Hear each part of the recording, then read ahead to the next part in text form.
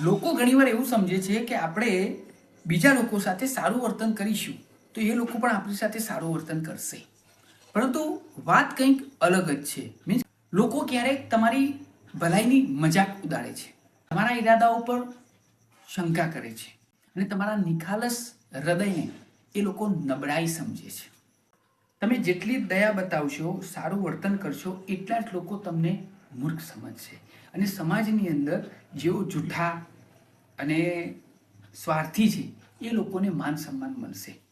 આવા સમયે કદાચ તમારા મનમાં એવું થઈ શકે છે કે શું આ ભલાઈનો કોઈ અર્થ જ નથી? ભલાઈ લોકોને નહીં, ભગવાનને આકર્ષણ કરે છે. યાદ રાખો, તમારી ભલાઈ અને દયાળુતા લોકોને આકર્ષિત કરશે નહીં, એ ખાલી ભગવાનને જ આકર્ષિત કરશે. કારણ કે ઉપરવાળો લોકોની નજર નહીં પણ નિયતને જુએ છે. દરેક વખતે જ્યારે તમે ખુશીઓ વહેંચો છો, કોઈને માફ કરો છો અથવા તો સ્વાર્થ વખતે કોઈને મદદ કરો છો, તો તમે એ લોકોને ખુશ કરતા નથી પણ તમે પોતાને અને ભગવાનને ખુશ કરો છો. હર મહાદેવ. ઓમ નમઃ શિવાય.